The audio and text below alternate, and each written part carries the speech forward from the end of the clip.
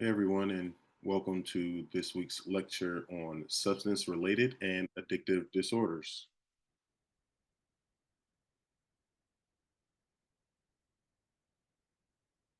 So, the DSM 5 TR recognizes substance related disorders resulting from the use of 10 separate classes of drugs.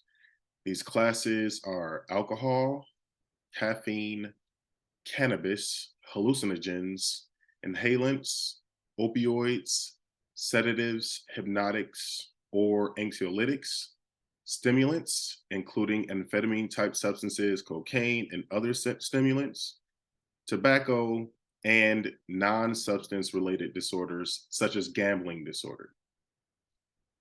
While some major groupings of psychoactive substances are specifically identified, the use of other or unknown substances can also form the basis of a substance related or addictive disorder.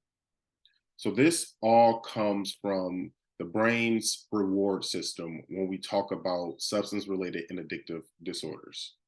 The activation of the brain's reward system is central to the problems arising from drug use. So, everything that we know about addictive drugs suggests that they work through precisely these mechanisms.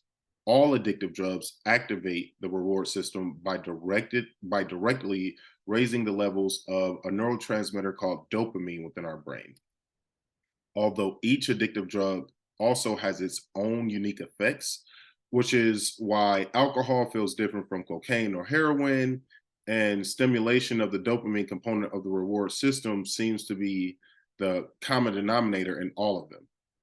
So, when addictive drugs enter the brain, they artificially simulate a highly rewarding environment. These feelings provided by the drugs activate the wanting system, just the way a cute person or tasty food would. And the dopamine released influences memory and executive function circuitry to encourage the person to repeat the experience. With every use, the enabling circuits become stronger and more compelling, creating the addiction. Some recent imaging studies of the brain of brain addicts while they were anticipating a fix show that the planning and executive functioning areas of the prefrontal cortex in the brain become highly activated as they plan for an upcoming drug reward. The DSM 5 TR recognizes that people are not all automatically or equally vulnerable to developing substance related disorders, and some people have lower levels of self control that predispose them to develop problems if they are exposed to drugs. So, I also want to get into a little bit about the term and the use of the DSM 5Rs substance use disorder versus the term substance abuse. So, both of these terms refer to the act of utilizing substances such as alcohol, drugs, nicotine, cannabis, or prescription medications. However, one refers specifically to problematic use, whereas the other is a broader term that refers to all substance use, problematic or otherwise. Substance use is the act of using any legal or illegal substances. Substance use is a broad term that encompasses all forms and frequencies of using harmful substances. Substance abuse was previously used to describe addiction or risky and dangerous use of one or more substances. However, the Professional Diagnostic Manual, also as we know as the DSM 5 TR, no longer uses the term substance abuse as it can be stigmatizing. The preferred term is substance use disorder. So the term substance abuse has been discontinued because the word abuse has negative connotations and is associated with judgment or punishment.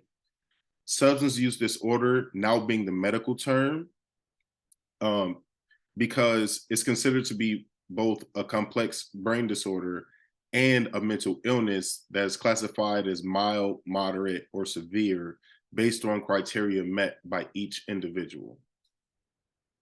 There's been a long history of mental health professionals arguing that labeling someone as a substance abuser is defining the entire person by their disease. However, when a person is said to have a substance use disorder, it's understood that they have a medical problem that doesn't define their entire existence.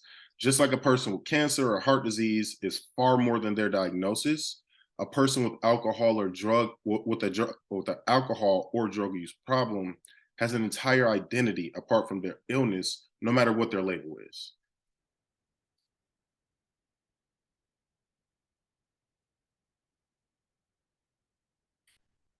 In addition to the substance related disorders, this chapter in the DSM 5 TR also includes gambling disorder, which is reflecting evidence that gambling disorders and gambling behaviors activate reward systems similar to those activated by drugs of abuse, and that produce some behavioral symptoms that appear comparable to those produced by substance use disorders. Other excessive behavioral patterns, such as internet gaming, have also been described in the DSM-TR 5TR, but the research on those and other behavioral syndromes is less clear.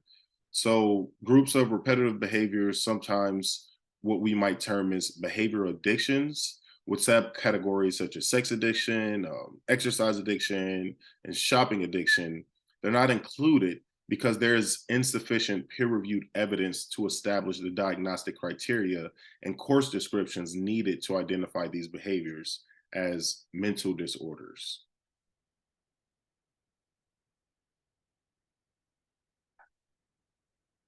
An important characteristic of substance use disorders is an underlying change in brain circuits that may persist beyond detoxification, particularly in individuals with severe disorders. The behavioral effects of these brain changes may be exhibited in the repeated relapses and intense drug craving when the individuals are exposed to drug related stimuli. These persistent drug effects may benefit from long term approaches to treatment. Overall, the diagnosis of a substance use disorder is based on a pathological pattern of behaviors related to use of the substance. So, in criteria A, it's considered to fit within overall groupings of impaired control, social impairment, risky use, and pharmacological criteria. So, in the first grouping, we have impaired control, and that can be criteria 1 through 4. Criteria 1 is the individual may take the substance in larger amounts over a longer period of time than was originally intended. Criterion 2 is the individual may express a persistent desire to cut down or regulate substance use and may report multiple unsuccessful efforts to decrease or discontinue use. 3, the individual may spend a great deal of time obtaining the substance, using the substance, or recovering from its effects. In some instances of more severe substance use disorders, virtually all of the individual's daily activities revolve around the substance. This sounds very familiar, for instance, nowadays with opioid users. And then criteria 4 is manifested by an intense desire or urge for the drug that may occur over any time, but is more likely when in an environment where the drug previously was obtained or used. The second grouping is in social impairment, and that's 5 through 7. In criterion 5, recurrent substance use may result in a failure to fulfill major role obligations at work, school, or home. Criteria 6, the individual may continue substance use despite having persistent or recurrent social or interpersonal problems caused or exacerbated by the effects of the substance. Criterion 7, important social, occupational, or recreational activities may be given up or reduced because of the substance use, and the individual may withdraw from family activities and hobbies in order to use the substance. And then the third grouping is risky use of the substance. For criterion 8, this may take the form of recurrent substance use in situations where it is physically hazardous.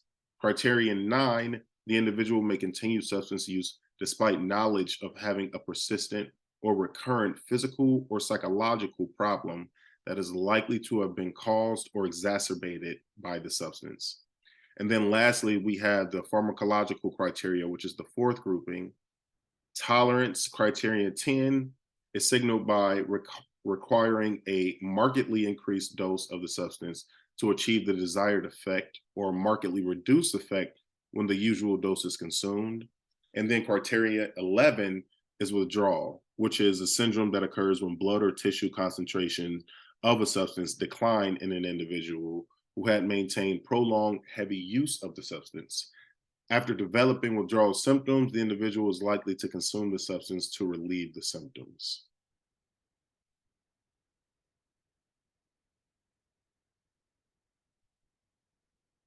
Also, want to talk about the severity and the specifiers as it pertains to substance use disorders.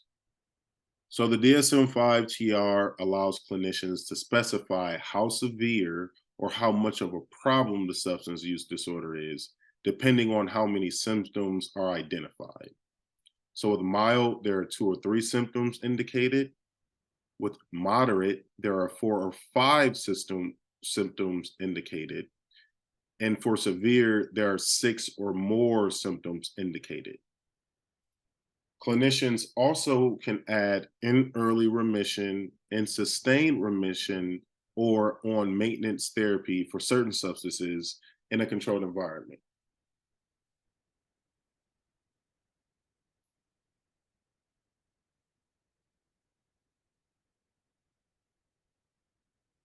I also want to take some time to explain what substance induced disorders are as opposed to substance use disorders. So there are the 2 groups, right? Substance use and substance induced. Substance use disorders are patterns of symptoms resulting from the use of a substance that you take despite experiencing problems as a result. Substance induced disorders, including intoxication, withdrawal, and other substance medication induced disorders, are caused by the effects of substances.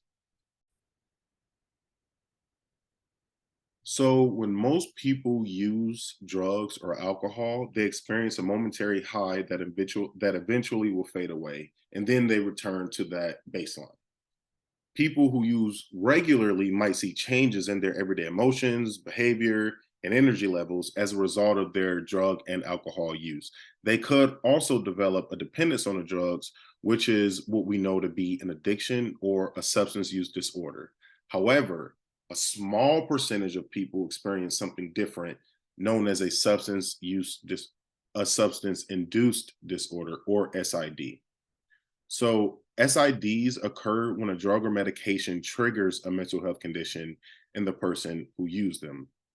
They're not the same as substance use disorders. Rather, substance induced disorders spark symptoms like depression, anxiety, or psychosis that last after their high is ended. Prior to intake, these symptoms were not present.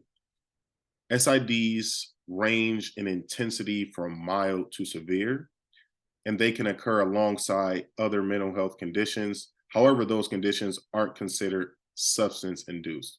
Only the symptoms that occur directly after use will factor into the diagnosis. There are a wide range of substances that can trigger SID. The most common are alcohol, caffeine, cocaine, methamphetamines, hallucinogens, nicotine, opioids, and sedatives, including benzodiazepines. SIDs are normally reversible by detoxing a person's body of the substance and following up with a treatment method, including therapy or medication.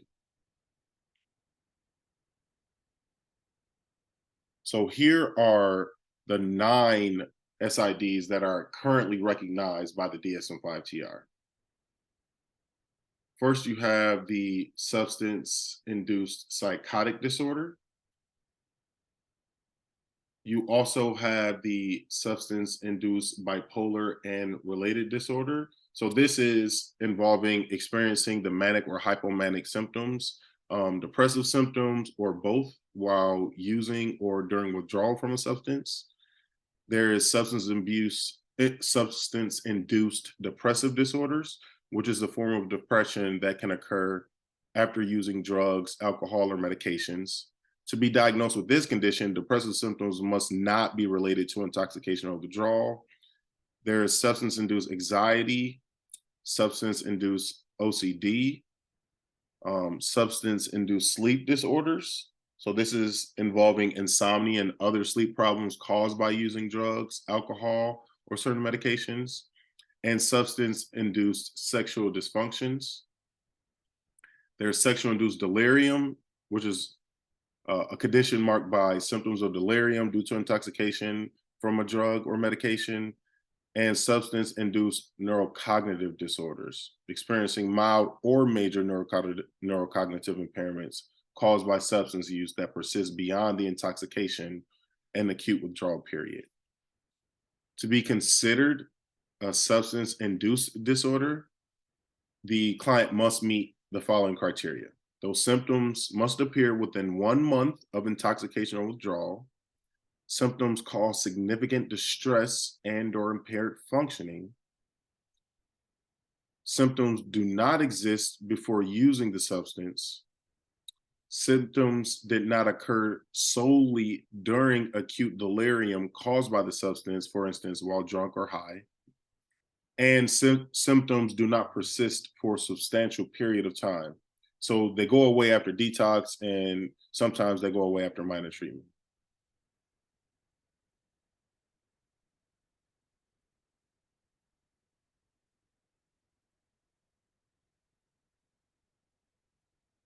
Right. So I also want to give you some information on gambling disorder.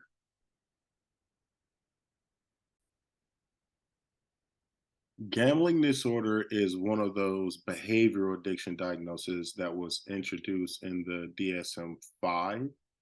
The previous version in the DSM-4 called the condition pathological gambling, and it was classified as an impulse control disorder rather than an addictive disorder. As you know, gambling involves the risk of something valuable in the hopes of obtaining something of greater value. In many cultures, individuals gamble on games and events, and most do so without experiencing problems. However, some individuals develop substantial impairment related to their gambling behaviors. The essential feature of gambling disorder is persistent and recurrent maladaptive gambling behavior that disrupts personal, family, and or vocational pursuits. As far as symptoms, to meet the criteria for gambling disorder, a person has to have at least 4 of the problems that you can see identified here below within a 12-month period, in conjunction with persistent and recurrent problematic gambling behavior. So that includes needing to gamble with more money to get the same excitement from gambling as before, feeling restless or irritable when trying to reduce or stop gambling, trying to win back gambling losses, lying to cover up how much they're gambling, loses not only money, but relationships, their job, or significant career opportunity as a result of gambling, and problems becoming dependent on others to give them money to deal with financial problems that they have, which are caused by gambling. Now, there are also specifiers with gambling disorder. So there's episodic, which means they're meeting diagnostic criteria at more than one point in time, with symptoms subsiding between periods of gambling disorder for at least several months. And then there's persistent, which is experiencing continuous symptoms to meet diagnostic criteria for multiple years. You also have to specify if it is an early remission. So after full criteria for gambling disorder were previously met, none of the criteria for gambling disorder have been met for at least 3 months or for less than 12 months, or in sustained remission, which is after full criteria for gambling disorder were previously met. None of the criteria for gambling disorder have been met during a period of 12 months or longer. So what is now unquestioned is that gambling behaviors can be more problematic, which is, they can lead to major financial and emotional problems. And they're also treatable using similar approaches to treatment of substance addictions. This has been repeatedly demonstrated by research, and as a result is now why it is fully recognized as an addictive behavior. Sometimes people who have bipolar disorder gamble a lot when they're having a manic episode. However, this is not a gambling disorder, even though the behaviors and the consequences can be similar. However, this is not to say that gambling problems that happen during mania are not serious, but rather as clinicians, we need to be able to make the distinction between gambling problems that emerge from a pattern of addiction and those that occur during certain phases of a bipolar disorder. And then we also have to consider disordered thinking, which is one of the features associated with gambling disorder. For example, like other addictions, denial is very common. But unlike other addictions, people who develop gambling disorder are typically quite superstitious. And those superstitions reinforce the addiction behavior and belief in winning. Another pattern of distorted thinking that may occur in gambling disorder involves chasing one's losses. So now I want to get into some of the cultural considerations of substance use. As you can, if you noticed by now, we have not gone over every single substance of use because there are many of them, and also there are different criteria for each of them. So I really encourage you to look through the criteria for each of them as you do your reading for the DSM-5 TR this week in the substance related and addictive behaviors. Some of them can be very easily recognized. Some of them are not. However, what you've been giving here today is a basic overview of what it takes to diagnose someone with substance related and addictive disorders. Of course, it is also very important to consider the cultural issues that may come up when we're investigating whether or not we're going to be diagnosing an individual with substance use disorder. So, as I talk about this, I want you to keep in mind that this is not an endorsement of drug use, but rather an offering of perspectives that keep in mind the cultural components to consider when diagnosing individuals with substance use disorder. So, alcohol and many other drugs have been around for really thousands of years. Alcohol has been fermented from an array of plants and fruits since at least 4000 BC. Both wine and beer were first made at about the same time in what are now Iraq and Iran. Some of the earliest references to the use of alcohol are found in the ancient Sumerian clay tablets that contain recipes for the use of wine as solvent for medications. There's little mention of alcohol use in the Americas before the arrival of the whites and the ethnic white population. However, there are some isolated reports of alcohol use by the Aztec in Mexico, by the Pima or Papago in the Southwest United States, and some also tribes as far as north as Alaska.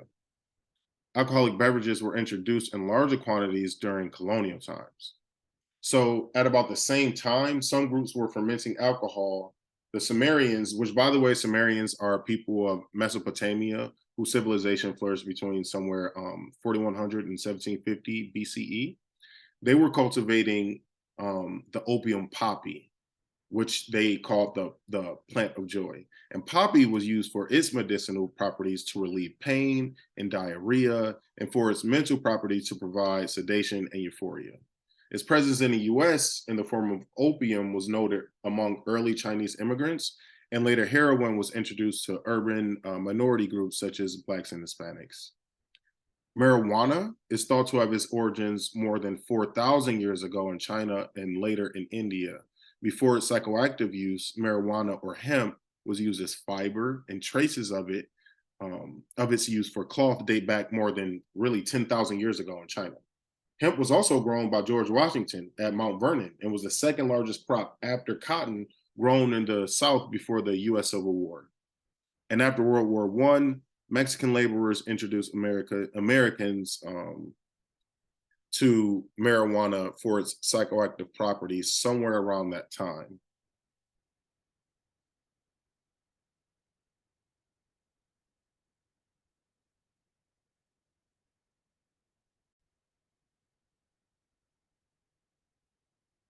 Another thing to consider as we looked at a brief review of history of drugs and substances, and the reason why we do that is to understand where this may have come from and how it started. Something else that's important to understand is the effect of colonization on substance and alcohol use, as well as how sociocultural beliefs can shape the approach and the behavior regarding substance use, and the use of some substances to a degree of having a substance use disorder. So culture plays a central role in forming the expectations of individuals about potential problems they may face with drug use. For many social groups, this could provide a protective factor. For example, the use of alcohol by ancient Aztecs before any contact with white settlers. Their use of alcohol was heavily regulated and was only for ceremonial purposes. Non ceremonial use of alcohol was strictly forbidden and sometimes even under the penalty of death. Another example is the development of peyote in northern Mexico. Peyote was used in ceremonial settings to treat chronic alcohol and addiction. This use later became central to a part of the Native American church, which provided important spiritual treatment for chronic alcoholism. Because of its low availability, few Northern American Indians had any exposure to alcohol before the arrival of whites. On the Western frontier, potent distilled alcoholic beverages became widely available, and the only model not Native Americans had was the drunken comportment of the frontiersmen. A related situation is that of the immigrant who has moved from their homeland to a new country. Immigrants leave the protective environment of their family behind and they're faced with a new set of cultural norms and values. This has been seen in Latino and Hispanic cultures who have moved to the United States. Sensitivity to changes in the degree of acculturation has been described in Cuban America, Puerto Ricans, and Mexican American women. These women often assume the drinking behavior of the dominant society, and as a result, increase their use of alcohol. Same with other cultures, and this is all research uh, through research. And a recent study from Washington State demonstrated that accelerated abuse of alcohol and use of illegal drugs in acculturated Latinos. Illegal drug use in the previous month and increased alcohol use were reported by about 7.2%, compared with less than 1% of non acculturated Latinos and 6.4% of whites. So basically stating non acculturated um, Latinos or recent immigrants were more family oriented and had lower rates of alcohol and drug use. Apparently, indigenous cultural values have a protective effect. Now, as it relates to gambling disorder, the same can be said. Some indigenous populations in Canada, New Zealand, and the US have high prevalent rates of gambling problems, but these are possibly related to limited economic opportunities, the expectation that gambling may help advance social goals, and the location of casinos on some US tribal lands. US born individuals have higher rates of gambling problems than first generation immigrants to the US. We must also keep in mind that cultural beliefs impact a person's willingness to seek help for substance use or mental health disorder, as we've stated before, because some cultures view seeking treatment as acceptable, where other cultures may view it as unnecessary or undesirable. An understanding of the social and cultural forces does help to answer how do some individuals um, get substance use disorders or become addicted to certain substances. And it is true that individuals affected by cultural influences cannot readily change these influences. Nevertheless, we can interpret these cultural forces in helpful or unhelpful ways. Listing every factor from every culture around the world that can impact substance use is impossible and clearly challenging, but here are some of the things that I want you to keep in mind and other common cultural factors that should come into play when you're thinking about diagnosing an individual with a substance related or addictive disorder. Let's think about interpersonal communication styles, individualistic versus collectivistic cultures, patriarchal versus matriarchal cultures, cultural and generational trauma, such as structural racism, the use of substances in social or spiritual events, and also, of course, the role of extended family. So, this is what I wanted to share with you all this week about substance related and addictive behaviors. Of course, there's going to be also extensive information in the DSM 5 TR as it pertains to differential diagnosis of each of these disorders. But I want to also again stress the importance of considering some of the cultural components of your clients when deciding whether or not to diagnose them with a substance use disorder. Thank you. And that concludes our lecture for substance related and addictive disorders.